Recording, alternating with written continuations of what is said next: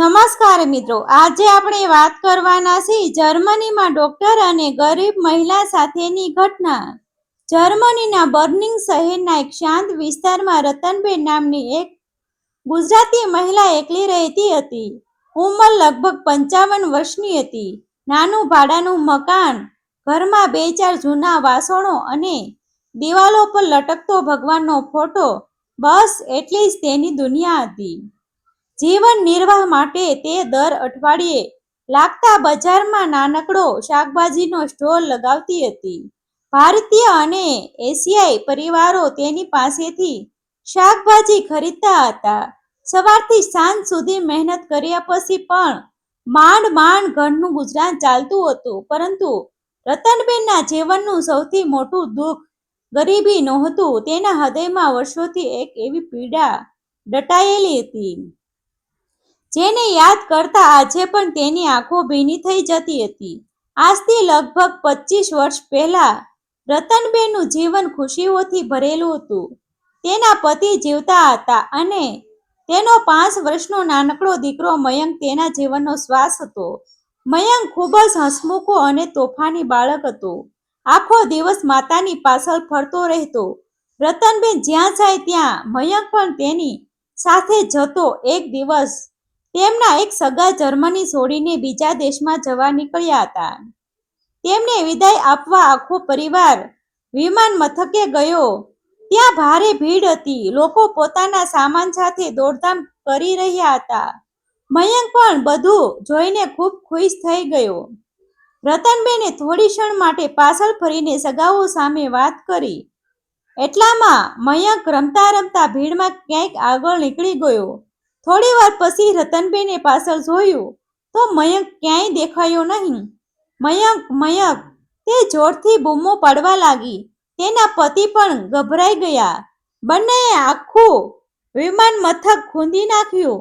સુરક્ષા કર્મીઓને જાણ કરવામાં આવી, જાહેરાતો કરવામાં આવી, પોલીસ પણ આવી ગઈ। પરંતુ કલાકો સુધી શોધખોળ છતાં મયંકનો કોઈ પત્તો મળ્યો નહીં।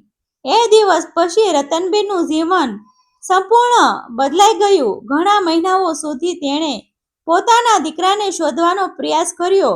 પોલીસ સ્ટેશનના ચક્કર લગાવ્યા, અખબારોમાં ફોટા આપ્યા, અનેક લોકોની મદદ માંગી, પરંતુ મયંક જાણે ધરતીમાં સમાઈ ગયો હોય તેમ ક્યાંય મળ્યો નહીં। દીકરાના વિયોગનું દુઃખ તેના પતિ સહન કરી શક્યા નહીં। થોડા વર્ષોમાં તેઓ પણ બીમારીને કારણે દુનિયા છોડીને ચાલ્યા ગયા। હવે રતનબેન સંપૂર્ણ રીતે એકલી પડી ગઈ હતી। પરંતુ એક વસ્તુ તેણે ક્યારેય છોડી નહીં, આશા। તેના જૂના પર્સમાં મયંકનો બાળપણનો એક ફોટો હંમેશા રહેતો। રોજ સવારે ઘરની બહાર નીકળતા પહેલા તે ફોટાને જોઈને કહેતી, દીકરા, તું જ્યાં પણ હો, ભગવાન તને ખુશ રાખે। એક દિવસ તું જરૂર મારી પાસે પાછો આવશે। વર્ષો પસાર થતા ગયા। રતનબેન વૃદ્ધ થતી ગઈ, શરીરમાં તાકાત ઘટતી ગઈ, છતાં પેટ માટે મહેનત કરવી જ પડતી હતી। એક દિવસ જર્મનીમાં ખૂબ જ કડકડતી ઠંડી પડી રહી હતી। આખો દિવસ બજારમાં ઊભા રહીને શાકભાજી વેચવાને કારણે રતનબેનની તબિયત બગડી ગઈ। શરીરમાં કંપારી શરૂ થઈ ગઈ, તાવ પણ આવી ગયો। સાંજ પડતા તેણે પોતાના સ્ટોર બંધ કર્યો અને ધીમે ધીમે ઘર તરફ ચાલવા લાગી। બરફીલો પવન ફૂંકાઈ રહ્યો હતો। રસ્તામાં અચાનક તેને ચક્કર આવવા લાગ્યા।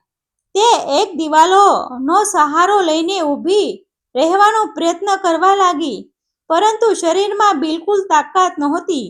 થોડી ક્ષણોમાં તેની આંખો આગળ અંધારું છવાઈ ગયું અને તે ફૂટપાથ પર જ ઢળી પડી। રસ્તા પરથી પસાર થતા કેટલાક લોકોએ આ દ્રશ્ય જોયું। તરત જ સારવાર માટે વાહન બોલાવવામાં આવ્યું। બેભાન અવસ્થામાં રતનબેનને શહેરની મોટી હોસ્પિટલમાં દાખલ કરવામાં આવી। તેને ખબર પણ નહોતી કે વર્ષોથી જે પ્રાર્થના તે રોજ કરતી હતી તેનો જવાબ હવે મળવાનો હતો। હોસ્પિટલના એક રૂમમાં તેની સારવાર શરૂ થઈ ગઈ અને બીજી તરફ એક યુવાન ડોક્ટર ઝડપથી એ રૂમ તરફ આવી રહ્યો હતો। હોસ્પિટલના રૂમમાં રતનબેન બેભાન હાલતમાં પથારી પર સૂતા હતા. ડોક્ટરો તેની સારવારમાં લાગેલા હતા. ભારે ઠંડી અને નબળાઈના કારણે તેની સ્થિતિ ગંભીર બની ગઈ હતી. થોડા સમય પછી હોસ્પિટલના એક પ્રખ્યાત યુવાન ડોક્ટર રૂમમાં પ્રવેશ્યા. ઊંચો કદ, ચહેરા પર શાંતિ અને દર્દીઓ પ્રત્યે અપાર કરુણા ધરાવતા એ ડોક્ટરનું નામ ડોક્ટર મયંક મહેતા હતું. તેમણે રતનબેનની તપાસ શરૂ કરી. નર્સને જરૂરી સૂચનાઓ આપી અને સારવાર ચાલુ રાખી. થોડીવાર પછી દવાઓની અસરથી રતનબેનને ધીમે ધીમે ભાન આવવા લાગ્યું. તેમણે આંખો ખોલી. સામે સફેદ કપડાં પહેરેલો એક યુવાન ડોક્ટર ઊભો હતો. રતનબેન સતત તેના ચહેરા તરફ જોઈ રહ્યા હતા, જાણે વર્ષો જૂની કોઈ યાદ અચાનક તેમની આંખો સામે જીવિત થઈ ગઈ હોય. એ ડોક્ટરની આંખો, તેના ચહેરાની નિર્દોષતા અને બોલવાની રીતમાં તેમણે કંઈ પોતાપણું અનુભવાતું હતું. ડોક્ટરે નરમ અવાજમાં કહ્યું, માતાજી, હવે ચિંતા કરવાની જરૂર નથી. તમે સુરક્ષિત છો. થોડા દિવસ આરામ કરો તો સંપૂર્ણ સ્વસ્થ થઈ જશો. માતાજી, આ શબ્દ સાંભળતા જ રતનબેનની આંખો ભીની થઈ ગઈ. વર્ષો પહેલા તેમનો નાનો મયંક પણ તેમને આ જ પ્રેમથી બોલાવતો હતો. થોડા સમય પછી રતનબેને ધીમા અવાજે કહ્યું, દીકરા, મારો પર્સ ક્યાંય છે? નર્સ બાજુમાં પડેલો જૂનો અને ફાટેલો પર્સ તેમના હાથમાં આપી દીધો. રતનબેનના કપતા હાથ ધીમે ધીમે પર્સ ખોલવા લાગ્યા. અંદરથી તેમણે એક જૂનો ફોટો બહાર કાઢ્યો.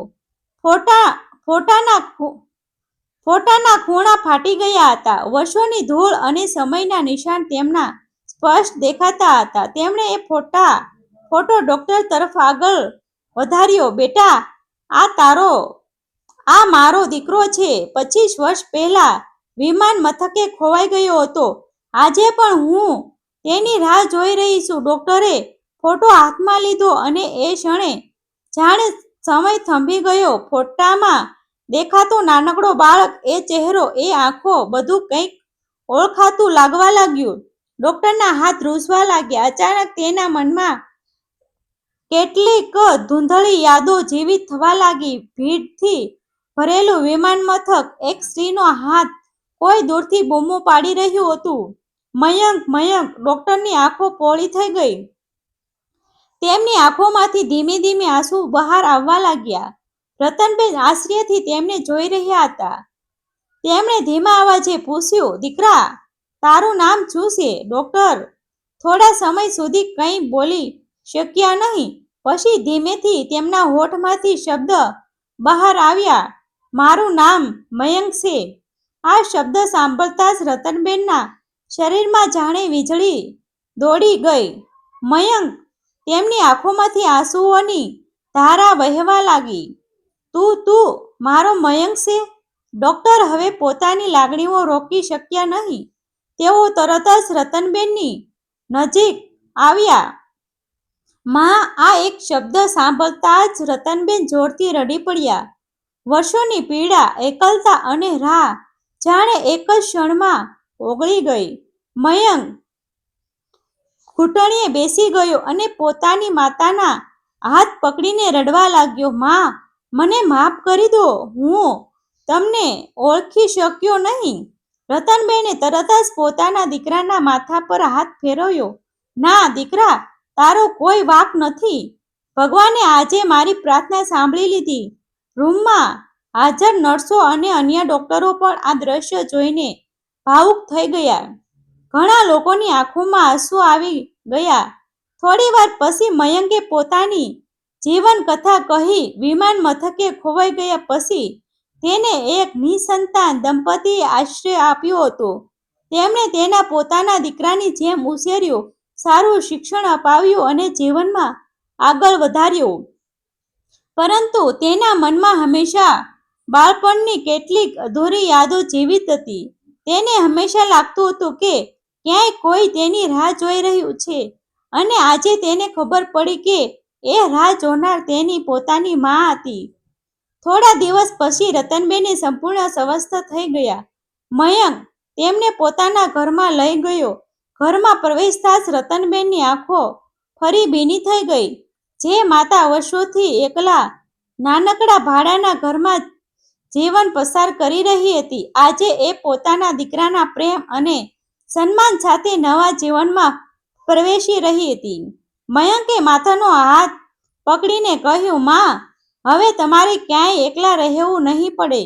તમારા જીવનમાં બાકી રહેલા દરેક દિવસ હું તમને ખુશ રાખીશ. રતનબેન આકાશ તરફ જોઈને ધીમેથી બોલ્યા, હે ભગવાન, હવે મને કોઈ ફરિયાદ નથી.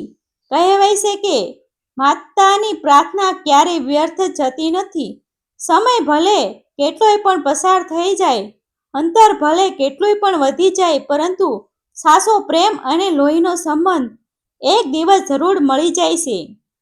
અને એ દિવસ રતનબેન માટે માત્ર ખુશીનો દિવસ નહોતો, એ દિવસ એક માતાની 25 વર્ષ જૂની રાહનો અંત હતો. અસ્વીકરણ. આ વાર્તા માનવતા, લાગણીઓ અને સમાનતામાં બનતી વિવિધ ઘટનાઓ પરથી પ્રેરિત એક કાલ્પનિક રજૂઆત છે. વાર્તામાં દર્શાવેલા પાત્રો, સ્થળો અને ઘટનાઓ કોઈ વ્યક્તિગત, સંસ્થા અથવા વાસ્તવિક ઘટનાઓ સાથે સીધો સંબંધ નથી. આ વાર્તાનો હેતુ માત્ર મનોરંજન, પ્રેરણા અને પારિવારિક મૂલ્યોને સંદેશ આપવાનો છે. આભાર મિત્રો. ગમે તો શેર કરી દેજો.